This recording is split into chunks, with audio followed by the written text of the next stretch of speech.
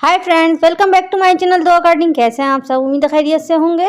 दोस्तों, आज की वीडियो में मैं आपके साथ शेयर करने वाली हूँ एलोवेरा यानी गीकवार या गवार गंदल को हम किस तरह अपने घरों में उगा सकते हैं। इसके प्लांट की क्या देखभाल होती है, किस तरह की मिट्टी में लगाया जाता है, उगाया जाता है, कितनी धूप कितनी छांव में रखना है, कितना पानी देना है, कब कब फर्टिलाइज करना है, इसमें कौन कौन से कीड़ा अटैक करते हैं, किस तरह बचाव मुमकिन है। कंप्लीट इन्फॉर्मेशन आपको इसी वीडियो में मिलने वाली है। दुनिया भर में एलोवेरा की कई इकसाम है, लेकिन इसकी जो ये वाली वैरायटी है जो वीडियो में आपको दिखाई जा रही है, सिर्फ इसी वैरायटी का एलोवेरा हम अपनी हेयर प्रोडक्ट और स्किन प्रोडक्ट में इस्तेमाल कर सकते हैं। इसके अलावा एलोवेरा का यानी गीकवार का हलवा बनाकर भी खाया जाता है और बहुत से एलोवेरा जो हैं उनको खाया नहीं जाता, वो ईटेबल नहीं है। इस बात का आप खास ख्याल रखें। एलोवेरा के पौधे को आप बेस्ट तो ये है कि 7 इंच या 10 इंच के गमले में लगाएं, मिट्टी के गमले में लगाएं, बेस्ट है।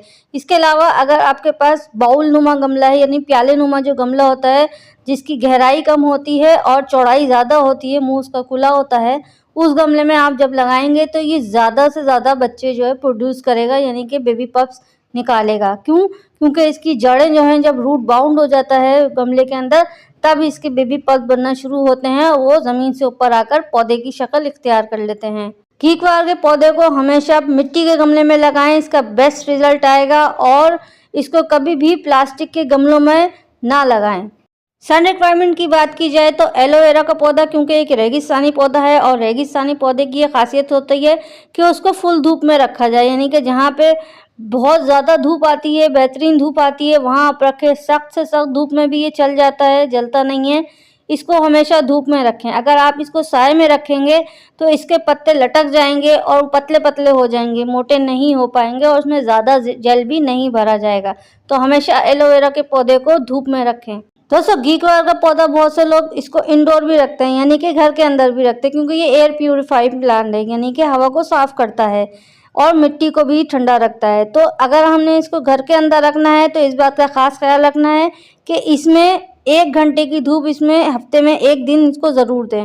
घर के अंदर इसको 7 दिन 6 दिन रखें और 1 दिन इसको धूप थोड़ी सी प्रोवाइड करें तो ये बहुत अच्छा चलता है। सॉइल मिक्सचर यानी मिट्टी की बात की जाए तो एलोवेरा के पौधे को हमेशा बालू मिट्टी में ही लगाएं। बल मिट्टी जो नर्सरी से मिलती है वो बेस्ट है इसके लिए।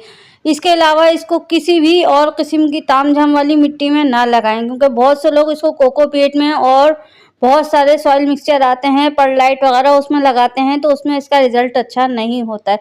सबसे जानदार पौधा हमारी अपनी मिट्टी में ही उगता है और बनता है।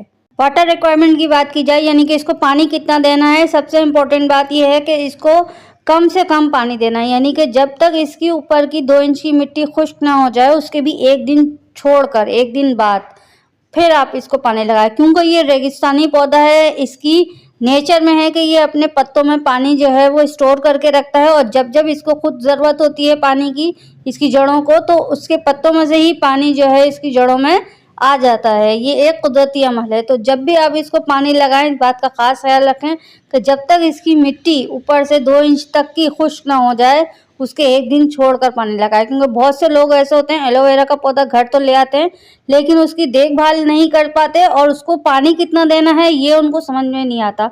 पानी देने का जो तरीका है और जिस मिट्टी में और जिस गमले में आपने लगाया है उसके हिसाब से होता है और जिस जगह आप रहते हैं, यानी कि अगर फुल धूप में रखा है या आप बहुत ज़्यादा ठंड वाले इलाके में रह रहे हैं तो इस हिसाब से पानी की रिक्वायरमेंट तय करते हैं। फर्टिलाइज़र यानी खाद की बात की जाए तो एलोवेरा के पौधे को सिर्फ साल में 2 दफ़ा फर्टिलाइज करें, एक बसंत बहार में और एक सर्दियां शुरू होने से पहले, तो ये बेस्ट चलता है। इसके लिए फर्टिलाइज़र आप हमेशा वर्मी कंपोज या गाय के गोबर की खाद बेस्ट है इसके लिए।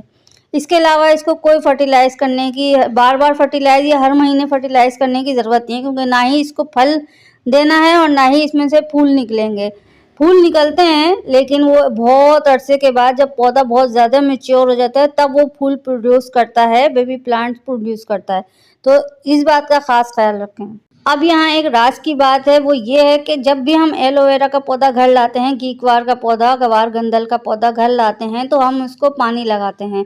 यानी कि हमने उसको देख लिया मिट्टी खुश्क हो गई, हमने उसको पानी दिया, महीने में 1 बार या 2 बार इसको पानी की रिक्वायरमेंट होती है। तो आप हमेशा इसको चावल का पानी लगाएं, यानी कि जब हम चावल पकाते हैं और धोते हैं तो वो पानी हम सारा फेंक देते हैं। हमेशा उस पानी को आप इस एलोवेरा के पौधे में डालें, क्योंकि इससे होगा ये कि जो पानी हम इसमें डाल रहे हैं यही पानी ये अपने पत्तों में एब्जॉर्ब करेगा, जब्स करेगा, और जब हम अपनी ब्यूटी प्रोडक्ट्स वगैरह के लिए इसके पत्तों का जेल निकालेंगे तो वो उसमें वो न्यूट्रिशन आएगी जिस किस्म का हमने इसमें पानी डाला है।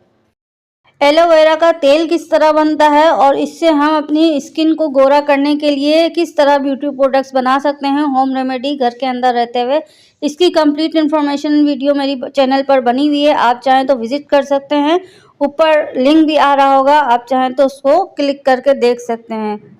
आज की वीडियो में इतना ही, मिलते हैं किसी और अच्छी वीडियो के साथ। तब तक के लिए अपना, अपने घर वालों का और अपने पौधों का बहुत ज़्यादा ख्याल रखें। दुआ गार्डनिंग को दुआओं में याद रखें। Thank for watching, take care.